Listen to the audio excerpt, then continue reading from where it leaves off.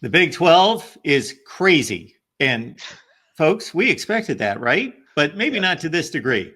What we saw on Saturday night, just the epitome of Big 12 football. And that's why it's so fun. Got Nathan Brown here from the Big 12 Mafia, the best source I can think of to talk about the conference. Oh boy. And Nathan, your team is living a glorious life. They are doing all the right things at the right times.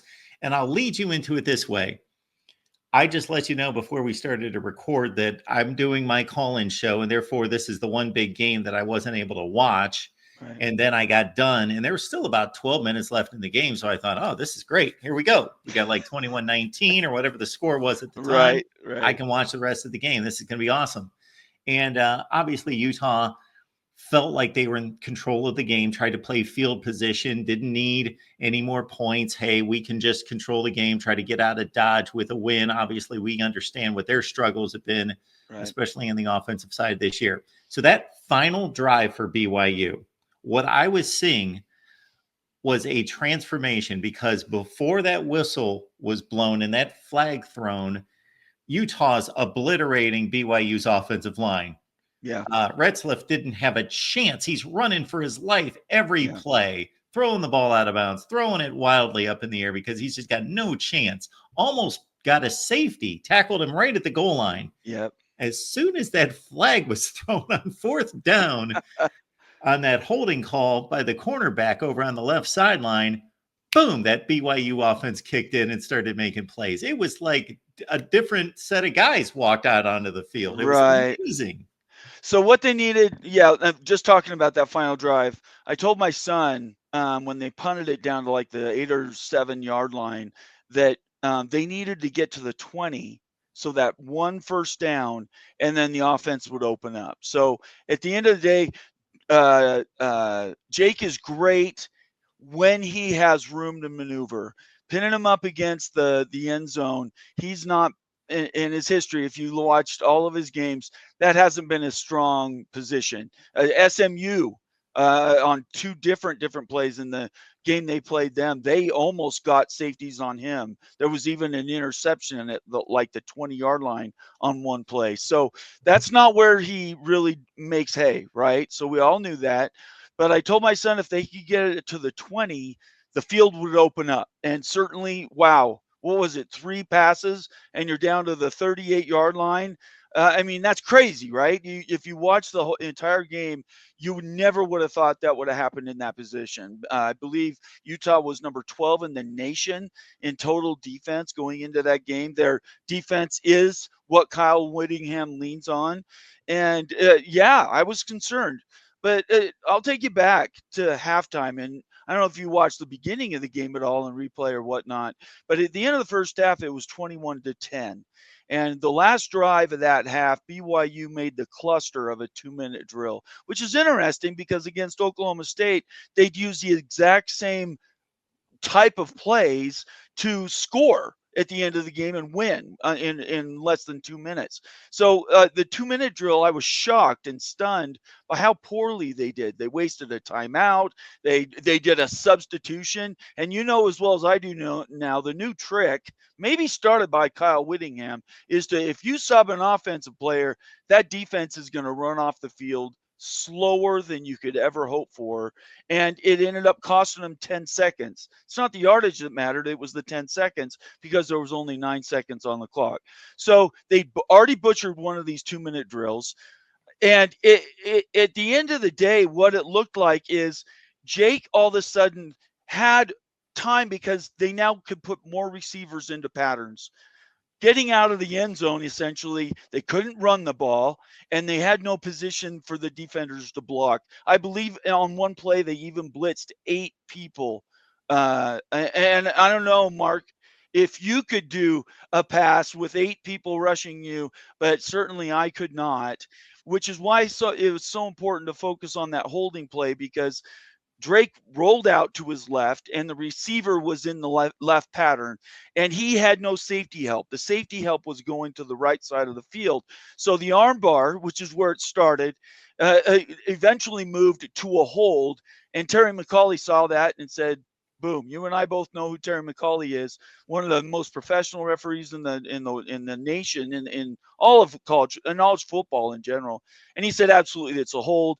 These excuses about, well, you don't do that at that time in the game. When I hear that, I think about NBA basketball.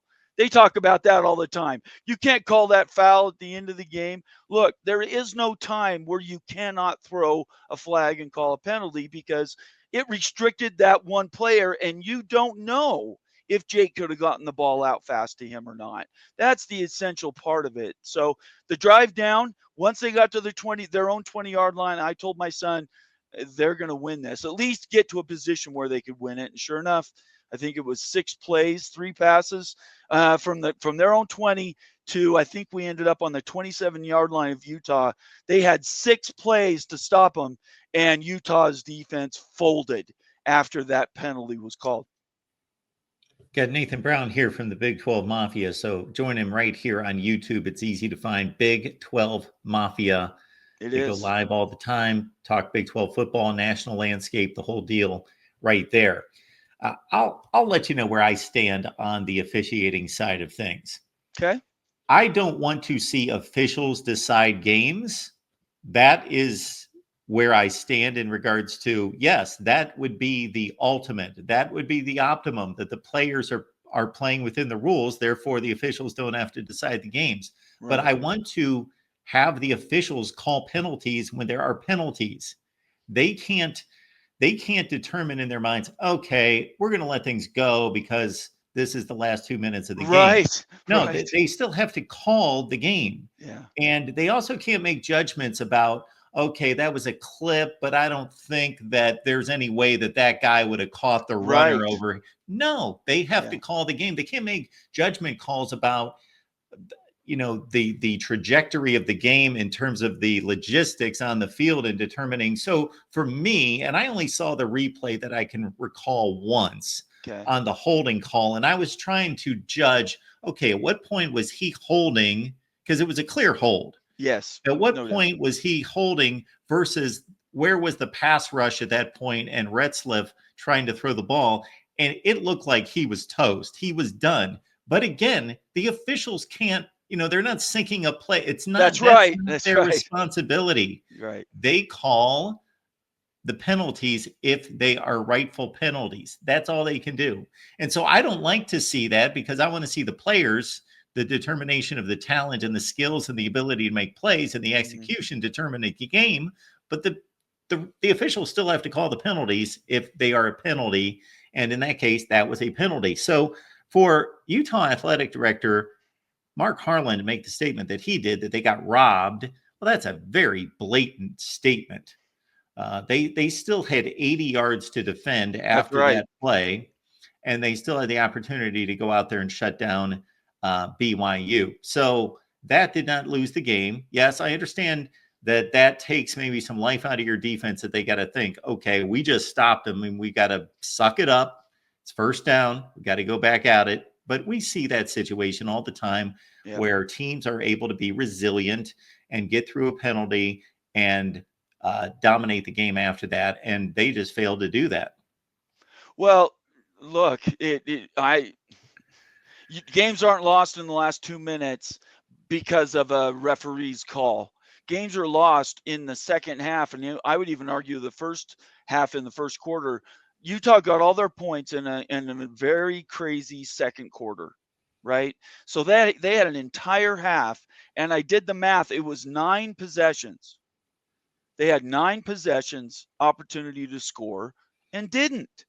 So I don't care what your lead is. That's not what as far as I know, football isn't about how big a lead you get. It's about how you finish the game. And I realize it's been ugly at times for BYU. And they are kind of now at the top of the Big 12. But at the end of the day, they've won these games on the field. They beat Oklahoma State. They beat SMU. They beat Kansas State.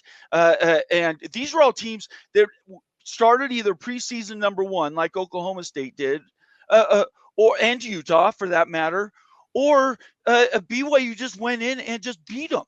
At the end of the day, luck, you can call it whatever you want. You have to win those games. You only need 1 point to be more than the other team, and the idea is to keep winning. So, yeah, and I know most of the people that watch you, and maybe if I'm on a little bit more, I can bring more of the Western people in to help. But at the end of the day, if you're watching and you're in a different conference, I understand how you could look at some of this and say, hey, this doesn't look, it looks wacky. The Big 12 again has gone to this wacky conference. What are they? But these teams are playing every Saturday. They're playing across the country, each other and out of conference.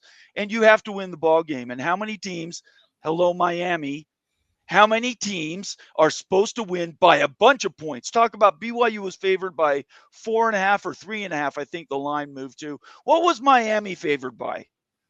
It was in the 11 and a, 20s. It was yes. in the 20s. I think if I recall when I made my pick, it was like 25 and a half or some ridiculous number. I might be remembering that wrong. Don't get a gotcha for me. It's about Even 11. 11. Okay. So in Yeah. my list, I was looking at a different game. 11 and a half. Well, they lost.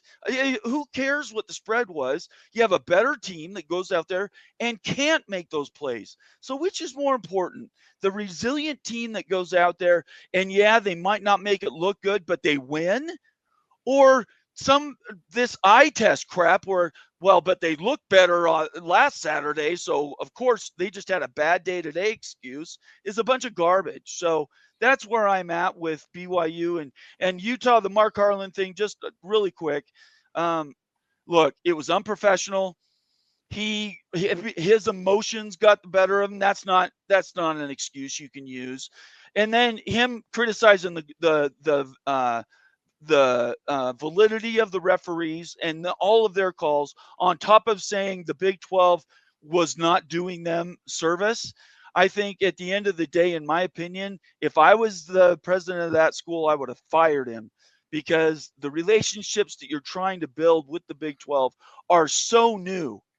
We're only 3 months into this, 2.5 months into this, and you have one of the leading ADs. And AD, by the way, if Utah was 8-0, 9-0, would not have run to any pedestal and said, hey, but the referees did this. It's only because they're 4-5, and you lost a very passionate holy war. And oh, by the way, you came out of this is a different conversation we'll have in the future. Utah's standing in the Big 12. We need to make that a topic of one of our shows. But at the end of the day, I think Mark Harlan showed no class and really did damage to the relationship they have with the Big 12 and the school in general. So we're going to have Nathan on every week. I enjoy looking forward to these conversations we'll have with Nathan for the rest of the season, talking Big 12 football. So we will do these live going forward. So we'll take your comments and questions there in the live chat. But yeah, look forward to that. Some great topics as the Big 12 is headed toward a historic championship race. So before we span out to the entire conference and this championship race, BYU 5-7 last year, only won 2 games in the Big 12. Right. You picked them about 6-6. I Yeah. can't recall what I picked them, but it was something in that range. I believe I said 6-6 as well. So this is unexpected. Now, a lot of people will point at that Oklahoma State game. Oh, that's an ugly win. They haven't won a game in the Big 12. You barely won that one, barely won this one, needed a call. They've played 10 games. Now, most teams have needed, you can go chart the course of college football history from season to season, and championship teams usually need 1 or 2 of those anyway. So that's not an outlier by any stretch. Not everyone's 1995 Nebraska. That's the last team on record that blew out everyone, didn't get challenged by anyone. So they have had also their fair share of dominating teams and controlling games, like they did against Kansas State, like they did against the UCF just a couple of weeks ago when they were a 2.5-point favorite or underdog. That was crazy. Against UCF. I was shocked when I saw that. I thought either Vegas knows something I don't know, or that's some easy money played right there. Everybody said the same thing. There is an injury going to come out? Is a firing going to happen to a leading coordinator? No, it was none of that. In fact, this team couldn't be more together if they wanted to. So how do you explain this turnaround by BYU football this year? Well, for one thing, they've kept their team together. I think, only lost 2 or 3 transfers. And in history, if you look back, if a team has been bad one season, but they return virtually the entire team, plus you continue to bring in really, really good recruiting classes. And this last year, BYU did really good on defense, certainly. I think it all comes down to what Kalani's been building. This is his, am I right, 8th year. And he really has built a culture that says, I have ultimate trust in you. Don't be afraid to make mistakes. Go out there and win ball games. And I think, again, you're a historian. I've experienced life. You actually know data in the history of football for the last, I would put you back all the way at least into the early 80s. And in my opinion, everything that you've talked about on your past shows has come to fruition in these recent last years. TCU, don't forget, TCU lost the conference championship game, and then went on to beat a Michigan team that Arbod said was one of his best ever, and went out and really thumped them. It was a closer game on the point spread, but TCU played really well in that game. And these are just teams. That's why the playoff is so cool. We want more of these matchups because Indiana looked fantastic. How would they be against a different type of defense? It's week to week, but that's why they play the games. That's a great segue, Nathan. I'm going to take advantage here. Okay. Disputed National Champions. That's a book I just wrote. It was just released last week, folks. Disputed National Champions. It's Oh my a gosh, college I want football. that. It's a historical reset. What it is, Nathan, is I went through the entire 1990s because I consider that to be the most impactful decade Okay. in regards to the way the championship has been decided, going from the poll era to the bowl coalition into the BCS era, and Right. then obviously the playoff beyond that. So it's a breakdown of every season during the 1990s. But beyond that, I didn't want to make it just a history book. I take every season and those results and I put it into the BCS formula, Right. the 4-team playoff, the 12-team playoff, and the proposed 14-team playoff to run through what each season in the 1990s would have looked like in every different era of college football. So, Wow. Okay. So I'm going to give you my address. So you're going to send me one. I'll pay you for it. I'll Venmo you. I would absolutely love to read it. I would challenge you. Have you considered doing the 80s? Because if you think about the 80s, it was the last Notre Dame national championship. sure. It was 3 or 4 Miami championships, right? They came on scene in 81 and then they dominated the entire decade. And then you have the BYU season, which honestly, looking at all of college football history, is the one that most people point to and say, how did we get to there, and how has everything changed? Because after that season in 1985, they changed the way they did the formulas for the coaches and AP polls, and they changed the way that the broadcasters handled how those games were actually presented. So, yeah, that I would challenge you to break down the 80s next time. Okay, we will do that. That was my thought that we would go decade by decade. Right. But Nathan, we don't have too much time. But I did want Okay. your thoughts about BYU sitting pretty with a 10-0 record, Mm-hmm. obviously of the 2 games left, and don't have to win both. But of course, you want to go for the gold and continue to win all these football games to get to the Right. Big 12 championship. As of 2 weeks ago, Iowa State was looking Mm-hmm. great. They've now dropped 2. Colorado wins a game that's in a place that's very difficult to win, and that's Yep. Lubbock, Texas, and they win by 2 touchdowns, and they're red hot. So, what championship game would you like to see?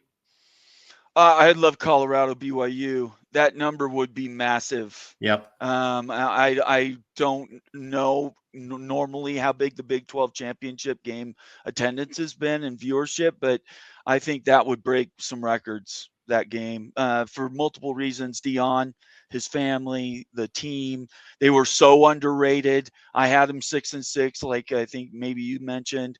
And oh, sorry, I had them lower than that. I have them 4 or 5 games. I apologize. You were higher than me. But at the end of the day, the Big 12 still has a good chance to shine some light on it in a positive way. I cannot understand Kansas State and Iowa State. I don't know what Kansas State won. They've only got the one loss. Iowa State, I don't get, right. I cannot figure out what's happened there. Maybe it's just history catching up with them. They've never won 10 games, so maybe that was part of it. But at the end of the day, the championship I want to see is an undefeated BYU, and it would be a 10-2 Colorado team if they win out. And there is a possibility, a very faint one, there is a possibility if BYU was to win that game, you could get two teams from the Big 12 into the college football playoff, which right now, that's all anybody's focused on. Would you sacrifice a BYU Big 12 championship win to get two teams from the Big 12 into the playoff? Oh boy, I thought about that yesterday. I think I would, because look, to get into the playoff, it's all about TV eyes and dollars that you can generate. Bob Thompson is a friend of mine. I've talked to him over and over about this, and he has mentioned this CFP as really setting the bar for how things go forward. It would build the Big 12, set a paradigm. Hey, they got two teams in, and maybe scuff off all this other crap about like Boise State, a one-loss Boise State, by the way, jumping a one-loss Big 12 team. The only way to do that is to get to the playoff and then beat people. There you go. Nathan Brown, Big 12 Mafia. Catch it right here on YouTube. Nathan and I are going to get together each and every week to break down the Big 12. So we hope you will join us. We will announce those days and times coming up, but we believe that will be a Monday show every Monday at 2 p.m. Eastern time. Nathan, appreciate you stopping by. It was a fun talk as always, sir. Oh, you're very welcome, Mark. You can, anytime you need me, you just call and I'll be there.